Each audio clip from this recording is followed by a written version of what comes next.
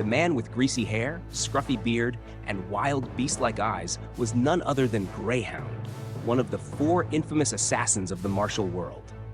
The mere mention of his nickname, Mad Jackal, sent shivers down the spines of those in the pugilistic realm.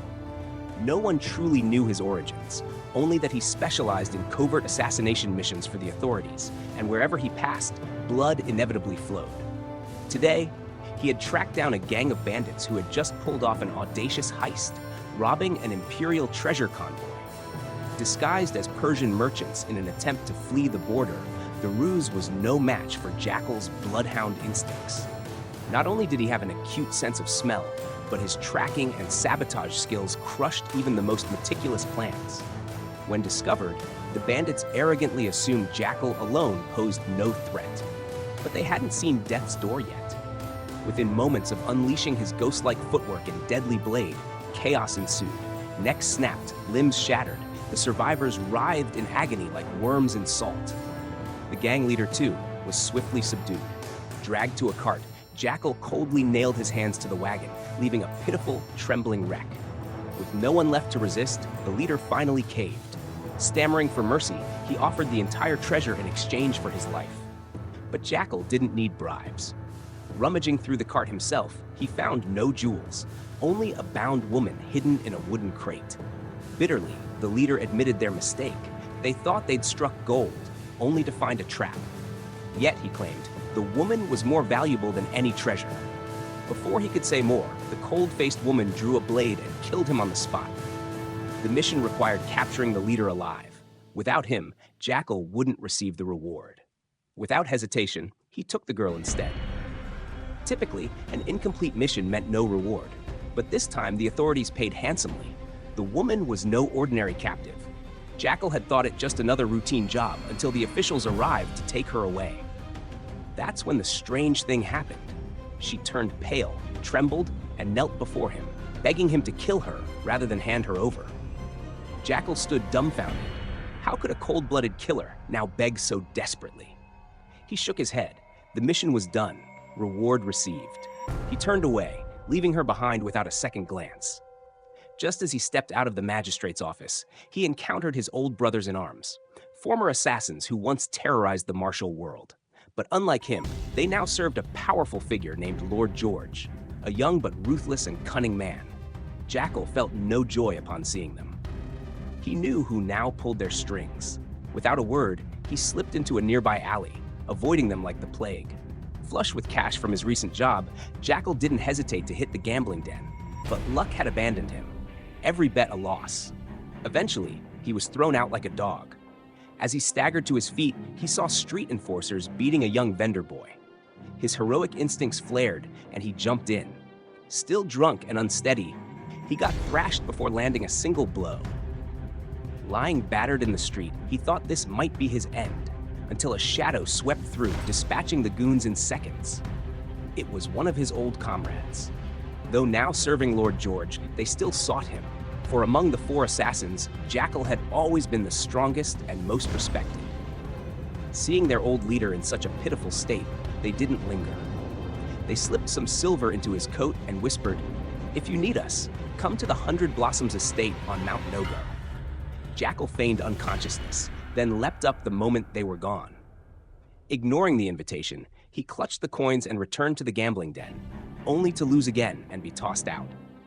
As for the girl Jackal had handed over, she knew she wouldn't survive another night. She plotted to seduce a guard for the key, but before she could act, the cell door burst open. A group of strangers stormed in. They were Lord George's men. They brazenly seized her in the dead of night, with the magistrate not only failing to intervene, but personally handing her over. To tie up loose ends, they murdered the drunk jailer on the spot. Elsewhere, Jackal awoke from a stormy slumber in an unfamiliar place, the home of an old friend, her brother. He recovered quickly under their care and resumed his duties. His next mission: eliminate the infamous thief couple, a husband and wife who robbed and murdered mercilessly. Following their trail to a hut at the forest's edge, he arrived just as the wife took an arrow to the chest. The husband rushed out and was struck down by a powerful blow. 3 attackers emerged from the shadows. At first, Jackal thought they were trying to steal his credit, but after a few probing moves, he realized their target was him. No choice left, the battle began. Outnumbered 1-3, Wild Dog didn't flinch. He unleashed brutal, savage moves true to his name, fierce and unpredictable like a wild beast. The three assassins attacked from 4 directions in unison, but they couldn't overcome the footwork of the one known as the deadliest assassin under heaven. Each strike of his fell like thunder, and in just a blink, one of the 3 collapsed. Wasting no time, Wild Dog swiftly fled, leaving the remaining 2 in stunned fury and helplessness. Just as one ordeal passed, another descended. While Wild Dog was walking down a deserted path, he suddenly sensed 2 figures silently tailing him. They too were assassins, hired to take his life. Unfortunately for them, they were amateurs. Against the killing instincts honed through hundreds of deadly encounters, they were like mice stepping into a tiger's mouth. Without even drawing his blade, with just a few swift moves, he laid them flat. He found a wanted notice bearing his name. At that moment, Wild Dog realized he had become the hunted prey. He could no longer remain in the shadows. That night, he broke into the county magistrate's office of Lord Westhall, the issuer of the wanted order. Upon seeing Wild Dog's fierce gaze, the magistrate, who had been lounging smugly, trembled like a leaf. He confessed that he was merely executing orders from above. Everyone connected to the girl had to die. Initially, Wild Dog intended to end him with a single slash, but thinking it would only dirty his hands, he turned and walked away. He then sought out a minor official named Skyan, who once had a fixation on the girl. Through Skyan, he learned her real name was Lucille, and that she had been taken away by the men of Lord Quinton. No one dared stop them, for behind Quinton stood a mighty power. According to Skyan, they had recently been transporting massive quantities of wood to Mount Nocturne to erect a towering observatory, its purpose unknown. Hearing this, Wild Dog immediately understood that the ones who took Lucille were none other than his former brothers in arms. Without hesitation, he set off for Mount Nocturne to track them down. As for Lucille, after being captured, she was locked in an underground chamber and personally interrogated by Lord Quinton. At first, he tried sweet-talking her, promising comfort and safety if she would reveal the secret he sought. But Lucille knew that once she spoke, everyone involved would be silenced. She would rather die than betray them. When coaxing failed, Quinton turned ruthless. He didn't kill her, but chose to torture her slowly, letting her live in unending agony. In a fit of rage, he severed one of her legs so that death would come gradually. The next day, Wild Dog arrived at Blossom Manor, Quinton's estate. The old comrades thought he had come to join them and joyfully brought him before their master. At the time, Quinton was indulging in his perverse entertainment, forcing 2 people to fight to the death, the loser becoming food for his starving dogs. Knowing Wild Dog's fearsome reputation, Quinton eagerly wanted to recruit him as another assassin. But contrary to expectations, Wild Dog coldly declared he had not come to submit, but to make a deal. "I know you're the one behind the wanted notice.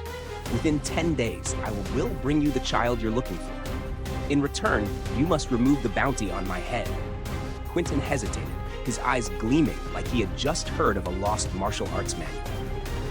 This was the very secret he had chased for years. For this child, he had killed countless people and captured Lucille, torturing her into ruin, trying to extract the truth, all in vain. Now, someone offered the prize willingly. It was impossible for him to refuse. Without hesitation, he nodded, agreeing not only to lift the bounty, but also giving Wild Dog a hefty bag of silver for travel expenses, pleading with him to keep his word. With Quinton's consent and the generous funds, Wild Dog took the silver to the brother of the woman he owed a deep favor. Along with the money, he made a request. He needed him to find all information related to the woman named Lucille, as she was the key to everything and the only clue to the child's whereabouts. Her brother used the money to bribe all members of the beggar sect.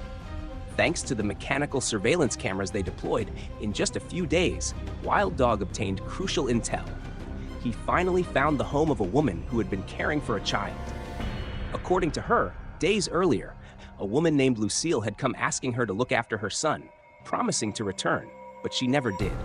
Seeing Wild Dog, the woman thought he was the boy's father and handed him the child, along with a bronze mirror as a personal identifier.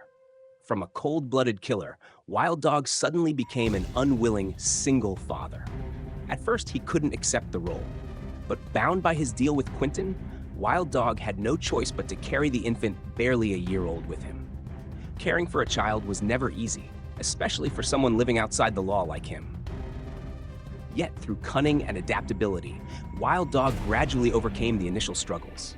The more time he spent with the child, the more a deep affection grew. Thanks to the boy, Wild Dog rediscovered peaceful sleep he hadn't known in years. At that moment, he received a letter revealing the child's true identity. It turned out the boy was the legitimate son of the Prime Minister. However, his existence posed a direct threat to Lord Quentin's position, for Quentin was also the Prime Minister's son, but born of a concubine.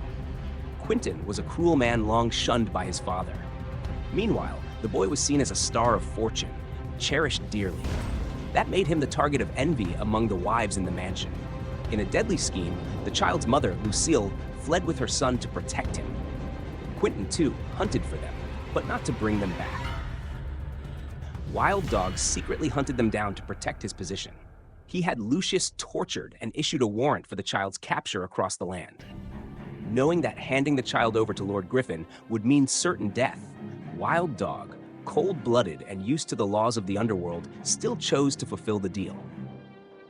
He brought the child to the designated place.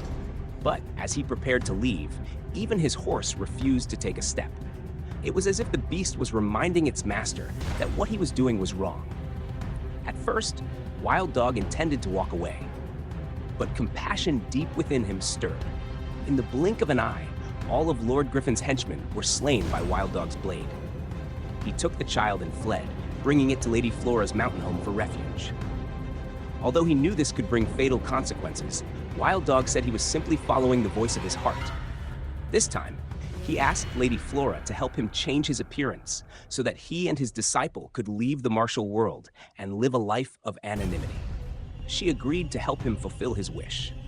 But just as the anesthesia was about to take effect, Wild Dog was seized by a terrifying nightmare from the past.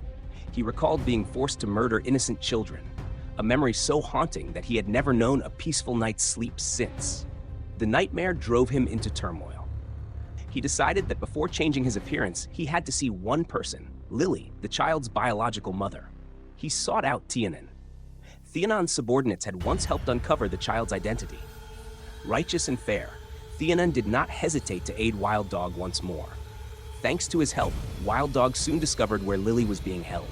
However, just as he infiltrated the compound, Theonan was discovered outside and mercilessly killed. Inside the prison, Wild Dog confronted Whitebeard Duke, a legendary martial master and leader of the Reaper Blades. To reach Lily, Wild Dog had to overcome this formidable obstacle. The clash between the two masters broke out fiercely, with both unleashing deadly, vicious techniques. The battle dragged on without a clear victor, but the younger man eventually gained the upper hand. In a moment of the enemy's carelessness, Wild Dog landed a critical blow, his blade piercing Whitebeard Duke's chest.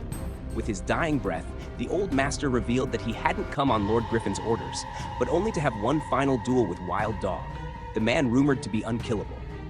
To die by his hand was an honor after a lifetime of wandering. At last, Wild Dog found Lily. She had lost a leg and was hanging upside down. When she awoke, Wild Dog told her the child was safe. Hearing this, she smiled in peace and passed away in his arms. Upon returning, Wild Dog learned that Theonan had been executed and decapitated. As he was preparing to leave, he was ambushed by Lord Griffin's men, former comrades in arms who had once fought by his side. Now they were tools of Griffin, ready to kill the very brother who once stood shoulder to shoulder with them. Among them was Lady Flora, who had betrayed Wild Dog in exchange for her life. When Captain Han ordered one of the men to strike the killing blow, the soldier hesitated, unable to harm his old comrade. Seeing this, Han killed the hesitant man himself. Amid the chaos, Wild Dog dove through a window and escaped. Han immediately gave the order, find him at all costs, dead or alive. The child was then taken away to be used in the sacrificial ceremony. They thought Wild Dog was dead, but that night he returned to confront Lady Flora. She told him she had done everything only to survive. She didn't want to return to a life soaked in blood and tears. The countless scars on her body were proof of her years in hell. Hearing her words, Wild Dog couldn't bring himself to strike her down. Before he left, she warned him, "You will never defeat Captain Han. He wields the Cosmic Blade, a cruel weapon no one has survived."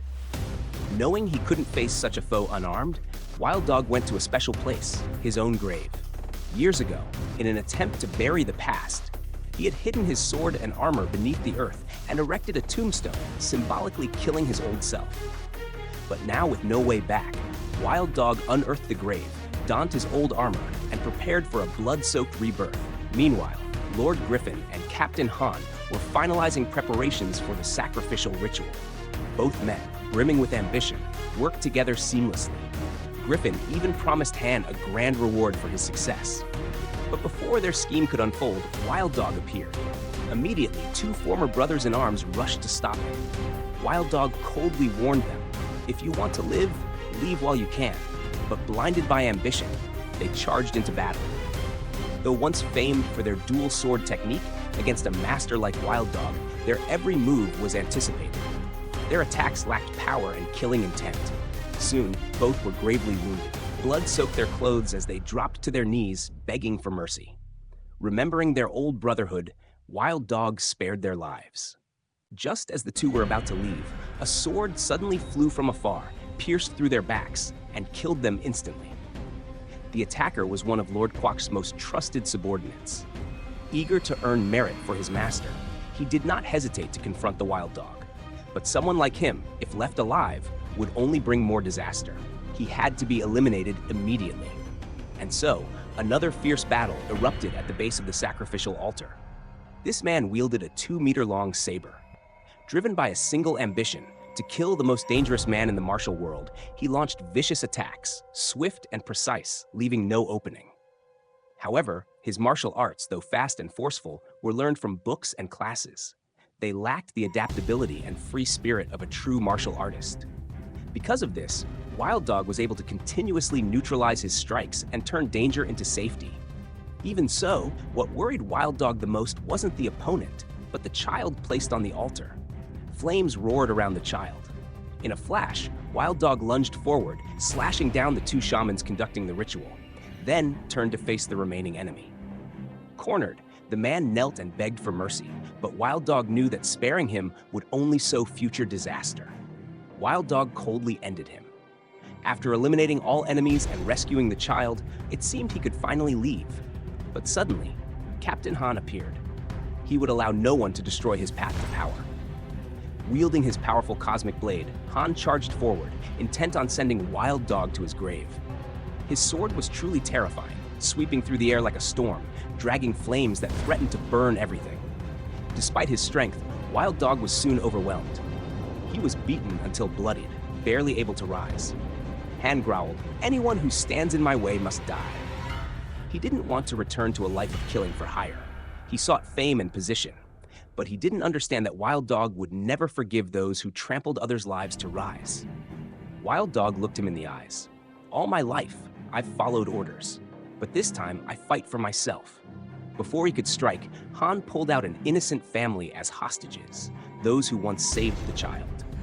He intended to punish Wild Dog by slaughtering them all.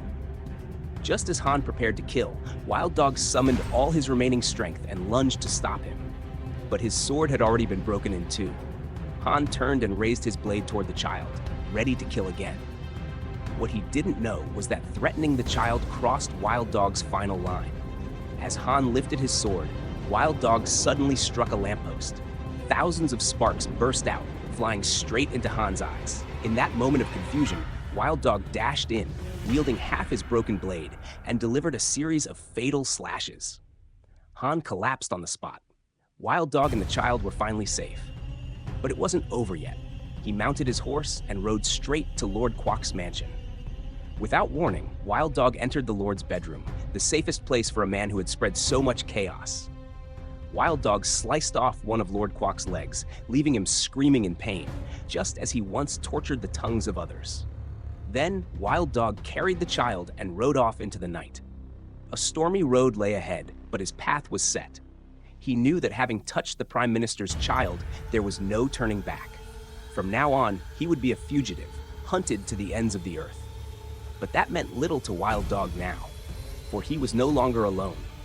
On this journey, he would no longer face the darkness by himself. Beneath the cold-blooded shell of an assassin, he fought not just to survive, but to protect innocent lives and to reclaim the humanity fading within him. In the swirl of conspiracy, betrayal, and power, he realized that it was not strength or fame, but family, sacrifice, and compassion that truly define a person. This film serves as a wake-up call. Even the most ruthless can still find redemption if they dare to confront their past and step out of the shadows.